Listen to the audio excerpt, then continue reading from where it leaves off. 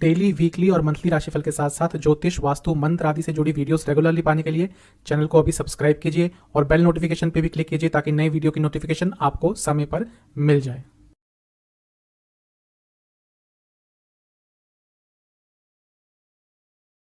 ओम गणेशाय नमः। ओम नमः शिवाय। मैं निखिल ज्योतिष आचार्य आप सभी का मेरे चैनल पे पुनः स्वागत करता हूँ। आशा करता हूँ आप सभी स्वस्थ होंगे।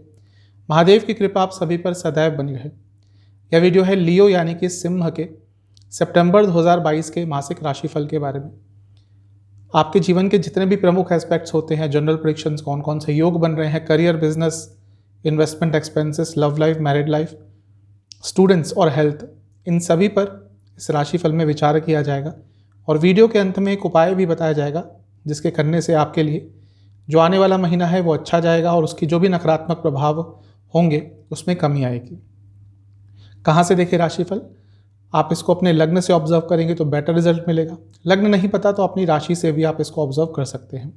तो शुरुआत करते हैं लियो यानी कि सिंह के आने वाले महीने के मासिक राशिफल का, यानी कि सितंबर के मासिक राशिफल का जनरल प्रेडिक्शंस के साथ। शुरुआत करेंगे जनरल प्रेडिक्शंस के साथ। लग्न को देखेंगे। लग्न में शुक्र है।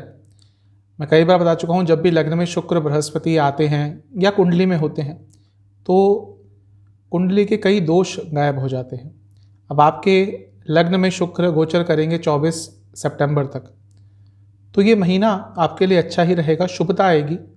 शुक्र एक नैसर्गिक शुभ ग्रह है, तो उनका लग्न में आना आपके लिए इस महीने कई शुभ प्रभाव देके जाएगा। क्योंकि शुक्र 10वें भाव के स्वामी हैं और लग्न में बैठे हैं। मैं बहुत बार बता चुका हूँ, लग्न के स्वामी 10वें के स्वामी लग्न में ही उच्च कोटि का राजयोग होता है। तो ये महीना पूरा शुक्र आपको राजयोग वाले प्रभाव देंगे। इसके साथ ही क्योंकि शुक्र तीसरे भाव के भी स्वामी हैं, यात्राएं आप काफ़ी करेंगे और वो यात्राएं आपके लिए सुखद रहेंगी। रुके हुए कार्य आपके इस महीने आगे बढ़ेंगे। लग्न के स्वामी सूर्य 17 तारीख तक लग्न में ही रहेंगे। ये अपने आप में एक और राजयोग बन रहा है और 10वें भाव के स्वामी का लग्न के स्वामी के साथ योग लग्न में, ये भी एक राजयोग है। तो ये महीना बहुत सारे राजयोग आपके लिए बन रहे हैं। बहुत अच्छे रिजल्ट आपको अवश्य प्राप्त होंगे। लग्न पर मंगल की दृष्टि रहेगी 10वें स्थान से। मंगल आपके लिए योग कारक ग्रह हैं और 10वें स्थान में बैठे हैं, यानी कि ये महीना है जहाँ पे कार्य क्षेत्र में रुकी हुई चीज़ें आगे बढ़ेंगी, आपको कई अपॉर्चुनिटीज़ मिलेंगी और ओवरऑल आपकी लाइफ आगे बढ़ेगी। राहु का नवम से प्रभाव है क्योंकि पंचम दृष्टि है लग्न पर, तो अप्रैल के बाद से जीवन में काफ़ी चेंजेस आए होंगे। उनमें से ज़्यादातर परसेंटेज जो चेंजेस की है वो पॉजिटिव होगी। थोड़े बहुत नकारात्मक भी देते हैं राहु महाराज। तो वो जो चेंजेस हैं वो अभी भी इस महीने आपको ऑब्जर्व करने पड़ेंगे। आपको उनको अपने जीवन का एक हिस्सा मानकर आगे बढ़ना पड़ेगा। लग्न के स्वामी पर और, या कहिए लग्न पर और किसी की दृष्टि नहीं है। कुछ विशेष योगों की बात कर लेते हैं जो आपके लिए बन रहे हैं। लग्न में शुक्र और सूर्य देवता द्वारा जो राजयोग बन रहे हैं उनको तो मैंने बता दिया है। मंगल त्रिकोण के स्वामी होकर केंद्र में बैठे हैं 10वें भाव में, तो ये भी राजयोग है। शनिदेव द्वारा विपरीत राजयोग बन रहा है, बृहस्पति द्वारा भी विपरीत राजयोग बन रहा है। दो ग्रहों का विपरीत राजयोग बनना। पिछला कुछ समय आपकी कई रुकावटें दूर हुई होंगी पिछले कुछ समय में, और आने वाले भी समय में आपके जीवन की रुकावटें दूर होंगी और वो अपॉर्चुनिटीज़ जो जीवन में पहले नहीं आई थी या हाथ से निकल गई थी, वो अपॉर्चुनिटीज़ वापस आपके पास आ सकती हैं। कल्पद्रुम योग बन रहा है आपके लिए। ये साफ बता रहा है कि जीवन में अथॉरिटी वापस आएगी अगर कहीं पे कम हो गई थी तो। और डाम नाम का नाभस योग भी बन रहा है। जिस तरह से आपके लिए बन रहा है, साफ बता रहा है कि अथॉरिटी तो आएगी लेकिन थोड़ा सा उन लोगों से बच के रहें जो आपके खिलाफ जलन का भाव रखते हैं, ईर्ष्या का भाव रखते हैं। वो इस महीने आपके खिलाफ कुछ करने की साजिश रच सकते हैं। ये जो महीना है आपको जल्दबाजी नहीं करनी, चीज़ों को अपने समय के अनुसार होने दे। जल्दबाजी की तो बनते बनते काम बिगड़ सकते हैं। ये महीना आपको एक ना एक वेकेशन पर ज़रूर जाना चाहिए। अगर माइंड और बॉडी काफ़ी थक गई है, शायद इसका आपको अभी अंदाज़ा नहीं हो रहा होगा, लेकिन कुंडली देखकर यही मैं कह सकता हूँ कि एक छोटी सी ट्रिप अपने लिए या अपनी फैमिली के साथ प्लान कर लीजिएगा। उससे आपकी माइंड और आपकी बॉडी दोनों ही काफ़ी रिलैक्स हो जाएंगे और जो भी आप काम करते हैं उसमें बहुत अच्छी तरह से आप फिर पार्टिसिपेट कर पाएंगे। अगर आपका बहुत समय से कोई पेट लेने का मन है कि घर में कोई पेट रखे, कोई डॉग, कोई कैट, जो भी, तो इस महीने वो चीज़ कर लीजिएगा। वैसे एनिमल लवर्स होते हैं यूजुअली लियो राशि, लियो लग्न के जातक, तो यदि वैसा मन में है तो इस महीने आप वो चीज़ पूरी कर सकते हैं। उससे भावनात्मक तौर पर आपको बहुत अच्छा लगेगा।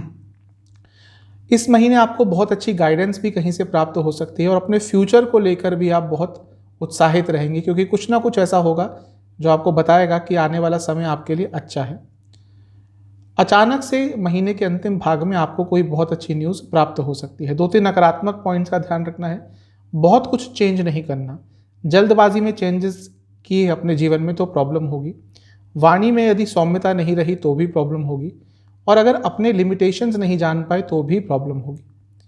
महीने के जो शुरुआती 10 दिन हैं इसमें थोड़ा अध्यात्म की तरफ जाएंगे तो बहुत अच्छा रहेगा। जो महीने के बीच के 10 दिन हैं इसमें अपनी वाणी पर कंट्रोल रखिएगा और ईगो मत दिखाइएगा लोगों को। और जो महीने के अंतिम 10 दिन हैं ये बता रहे हैं कि अपनी लाइफ की प्लानिंग के लिए बहुत अच्छे आइडियाज़ आपको आने वाले हैं। आने वाले जो महीने हैं वो कैसे प्लान करने हैं, उन सब चीज़ों के लिए जो महीने के अंतिम 10 दिन हैं सबसे उपयुक्त हैं। आते हैं करियर की तरफ। 10वें स्थान में मंगल हैं, दिग्बली हैं, और 10वें स्थान के स्वामी लग्न में हैं, लग्न के स्वामी के साथ, तो राजयोग बन रहे हैं। ये महीना करियर के लिए बहुत अच्छा होने वाला है। मंगल का प्रिय स्थान है, या कहिए प्रिय स्थानों में से एक है। तीसरा और 10वां स्थान मंगल का बहुत प्रिय है, तो यहाँ पर जब भी मंगल होते हैं तो अच्छा ही प्रभाव देते हैं। तीसरे में भी बैठते हैं तो भी उनकी 8वीं दृष्टि 10वें में ही होती है, और 10वें में जब विराजमान होते हैं तो अच्छे रिजल्ट देते ही हैं। तो ये महीना करियर के लिए बहुत पॉजिटिव है। अथॉरिटी रहेगी आपकी, जो भी करेंगे उसमें अथॉरिटी झलकेगी। आगे बढ़ सकते हैं, आगे बढ़ने की अपॉर्चुनिटीज़ अवश्य प्राप्त होगी। जो लोग गवर्नमेंट सेक्टर में काम करते हैं उनके लिए स्पेशली ये महीना बहुत अच्छा रहने वाला है। एक चीज़ कहूँगा कि इस महीने में जल्दबाजी में या कहिए अचानक से जॉब चेंज करने की कोशिश मत कीजिएगा। डेस्परेशन में हो सकता है अचानक से कोई बहुत अच्छा ऑफर आ जाए, लेकिन थोड़ा संयम बरतिएगा। देखिएगा प्रोज एंड कॉन्स क्या हैं। सच में कुछ बहुत अच्छी अपॉर्चुनिटी है कि हाँ सब कुछ ही चेंज हो रहा है, पैकेज आपका डबल हो गया है, बहुत अच्छा है, तो आप सोच सकते हैं। लेकिन जल्दबाजी में कोई निर्णय लिया जॉब चेंज के बारे में तो आगे चलकर महंगा पड़ सकता है। जो भी है भाग्य बहुत साथ देगा कार्य क्षेत्र में, क्योंकि नवम स्थान के स्वामी, भाग्य स्थान के स्वामी 10वें घर में है। जो भी चेंजेस आपको लाने हैं वो महीने के अंतिम भाग में या कहिए 15 तारीख के बाद यदि लाएंगे तो वो चेंजेस आपके लिए ज़्यादा कारगर रहेंगे। छोटी छोटी बातों को या छोटे छोटे वाक्यों को जो आपके कलीग्स आपके खिलाफ कहेंगे, यदि कहेंगे, जिसकी संभावना थोड़ी बहुत है, उनको अपने हृदय से मत लगाइएगा, क्योंकि शायद उनका औचित्य ही ये होगा कि वो आपको थोड़ा डिस्ट्रैक्ट करना चाहते हैं, आपके खिलाफ कुछ ऐसी बातें करके जिससे आपका मोरल डाउन हो। उन चीज़ों पर आपको फोकस करना ही नहीं है, आप अपना काम करते रहिए। अगर आपको कुछ रिस्क भी लेना है अपने कार्य क्षेत्र में इस महीने, तो वो भी आपको महीने के अंतिम भाग में ही लेना है, महीने के शुरुआती भाग में मत कीजिएगा। 2-3 नकारात्मक पॉइंट्स हैं। फोकस नहीं हटने देना। महीना बहुत अच्छा है लेकिन फोकस हट सकता है, फोकस नहीं हटने देना। ओवर कॉन्फिडेंस से बचना है, और इसके साथ ही कोई भी कार्य टालिएगा मत। कार्य टालना शुरू हो गए कार्य क्षेत्र में तो प्रॉब्लम होगी। जो महीने के शुरुआती 10 दिन है यहाँ पे भाग्य बहुत साथ देगा। महीने के बीच के 10 दिन है यहाँ पर जो गवर्नमेंट सेक्टर में काम करते हैं उनके लिए अत्यंत लाभकारी दिन है। कुछ ना कुछ अच्छा हो सकता है। प्रमोशन टल रही थी बहुत समय से, चीज़ें आगे बढ़ सकती हैं। जो महीने के अंतिम 10 दिन हैं इसमें आपको बहुत अच्छी अपॉर्चुनिटीज़ अपने कार्य क्षेत्र में आगे बढ़ने के लिए प्राप्त हो सकती है। यदि आप गवर्नमेंट सेक्टर में, मेडिकल सेक्टर में, इंश्योरेंस, रियल एस्टेट और फाइनेंस, इनसे जुड़ा कुछ भी जॉब करते हैं, लाभकारी महीना है। चलते हैं बिजनेस की तरफ। 7वें स्थान को देखा जाता है, वहाँ के स्वामी अपने से 12वें में है लेकिन विपरीत राजयोग बनाए हुए हैं। लग्न से 6ठे में, अपने से 12वें में। लग्न में बैठे सूर्य की दृष्टि रहेगी, सूर्य महाराज की दृष्टि रहेगी 7म पे, और शुक्र देवता की भी दृष्टि रहेगी 7म पे। तो ये महीना मिला जुला रहने वाला है। खर्चे बढ़ेंगे, जितना आप एक्सपेक्ट कर रहे हैं पैसा आए उसमें थोड़ी कमी ज़रूर आएगी, लेकिन पैसा ज़रूर आएगा।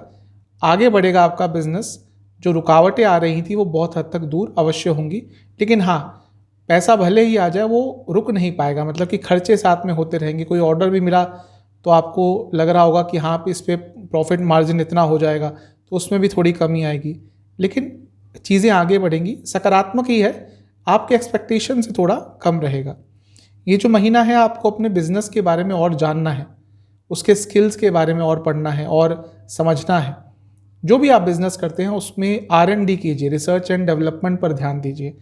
वो भले ही आपको इस महीने कोई ज़्यादा हेल्प ना करे, लेकिन आने वाले महीनों में उसका आपको अच्छा रिजल्ट देखने को मिलेगा, क्योंकि जो भी आप रिसर्च करेंगे और इस महीने इम्प्लीमेंट करेंगे, आने वाले महीनों में उसके अवश्य आपको अच्छे रिजल्ट प्राप्त होंगे।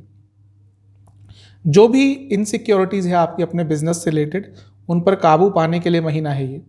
अपनी इनसिक्योरिटीज़ पर, अपने डर पर काबू पाएंगे तो आगे बढ़ पाएंगे। पैसा तो अवश्य आएगा, लेकिन जैसा मैं कह रहा हूँ कि एक तो खर्चा बढ़ेगा और एक कंटिन्यूटी में नहीं आएगा पैसा। अचानक से आ गया पैसा, फिर कुछ दिन नहीं आया, कोई उम्मीद भी नहीं लग रही पैसा आने की, फिर अचानक से एक और बार योग बनेंगे कि पैसा आ गया, तो कंटिन्यूटी की थोड़ी कमी रहेगी। लेकिन मुझे ऐसा लग रहा है कि इस महीने कुछ ना कुछ बहुत सकारात्मक आपके बिजनेस में हो सकता है। 2-3 नकारात्मक पॉइंट्स का ध्यान देना है। कभी कभी ओवर कॉन्फिडेंस में गलत निर्णय ले सकते हैं। इम्पल्सिव होकर कुछ भी मत कीजिएगा। आपको अपने कार्य पे फोकस करना है। दूसरे लोग क्या कर रहे हैं, उनकी क्या कमियां हैं, इन चीज़ों पर ज़्यादा फोकस नहीं कीजिएगा। अपने कार्य से कार्य रखिएगा और थोड़ा सा अपने नेचर में एडजस्टेबिलिटी लाइएगा। जो महीने के शुरुआती 10 दिन है, इसमें आपको अपनी एनर्जी पूरी बिजनेस में डालनी है। जो महीने के बीच के 10 दिन है, यहाँ पे भाग्य का साथ मिलेगा। और जो महीने के अंतिम 10 दिन है, ये स्ट्रेटेजी बनाने के लिए है आने वाले महीनों की, क्योंकि उसके बाद फिर 3 ही महीने रह जाएंगे, साल का अंत आ गया या अंतिम 3 महीने आ गए, अंतिम क्वार्टर आ गया। तो अपने बिजनेस की प्लानिंग के लिए जो महीने के अंतिम 10 दिन है बहुत इंपॉर्टेंट होंगे। आप education, animal products, health products, इनसे जुड़ा कुछ भी कार्य करते हैं, महीना अच्छा है। अब बात करते हैं इनकम, एक्सपेंसेस और इन्वेस्टमेंट की। पैसा तो इस महीने बहुत आने वाला है। क्यों? क्योंकि बुध आपके धन स्थान में है और लाभ स्थान के स्वामी है, और बुध आपके लिए एक अपने आप में ही एक धनकारक ग्रह है, क्योंकि दोनों भावों के स्वामी हैं और धन स्थान में ही उच्च के होके बैठे रहेंगे, तो पैसा तो आएगा। और 11 तारीख के बाद या 11 तारीख को बुध वक्री हो जाएंगे, तो वहाँ से भी अचानक से पैसा आ सकता है, क्योंकि उन पर एक और वक्री ग्रह बृहस्पति की दृष्टि होगी और बृहस्पति अष्टम में होंगे, तो अचानक से पैसा आएगा। इस महीने पैसे में बढ़ोतरी अवश्य होगी। जहाँ तक इन्वेस्टमेंट की बात है, महीने के शुरुआती 10 दिन ज़्यादा पैसा मत लगाइएगा।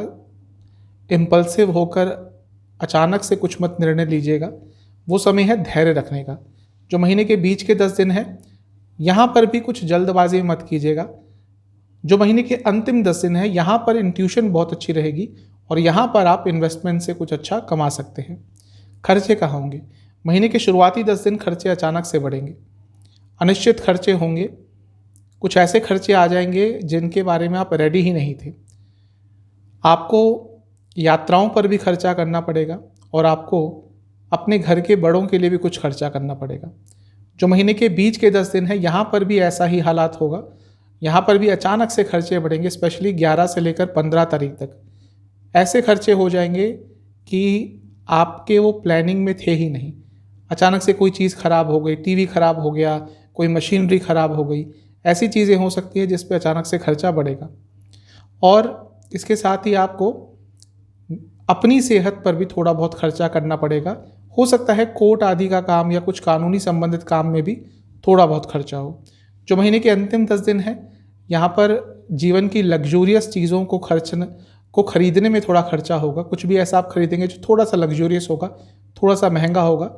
और एजुकेशन पे अब या फिर अपने बच्चों पर भी आपको थोड़ा खर्चा इस महीने के अंतिम भाग में करना होगा। चलते हैं लव एंड रिलेशनशिप की तरफ। जहाँ तक रिलेशनशिप की बात है, पहले हम बात करेंगे नो कॉन्टैक्ट सिचुएशन की। जिनका नो कॉन्टैक्ट सिचुएशन हो गया था, जो महीने के शुरुआती 10 दिन है, यहाँ पर तो चीज़ें बहुत परेशान करेंगी। जितने भी प्रयास करेंगे कुछ उसका होने नहीं वाला। लेकिन जैसे जैसे महीना आगे बढ़ेगा, संभावनाएं बढ़ेंगी और हो सकता है महीने के अंत तक आते आते, यदि आपके एफर्ट्स अच्छे हैं, तो हो सकता है महीने के अंत तक आते आते आपका जो नो कॉन्टैक्ट सिचुएशन वाली बात थी वो ठीक हो जाए। हो सकता है बातचीत दोबारा से शुरू हो जाए। नया रिलेशनशिप स्टार्ट करने के लिए महीना अच्छा है, क्योंकि शुक्र लग्न में है। प्यार, इन सब चीज़ों के, रोमांटिक लाइफ के, रिलेशनशिप के कारक हैं वो। लग्न में आते हैं तो इन सब चीज़ों में वृद्धि होती ही है। लेकिन अगर आपको नया रिलेशनशिप स्टार्ट करना है, आपको अप्रोच करना है अपने प्रोस्पेक्टिव पार्टनर को, तो महीने के शुरुआती 10 दिनों में मत कीजिएगा। जो महीने के बीच के 10 दिन हैं ये सबसे अच्छे हैं। यदि आपको बात को आगे बढ़ाना है तो ये सबसे उपयुक्त समय होगा। अब बात करते हैं जो लोग ऑलरेडी रिलेशनशिप में हैं।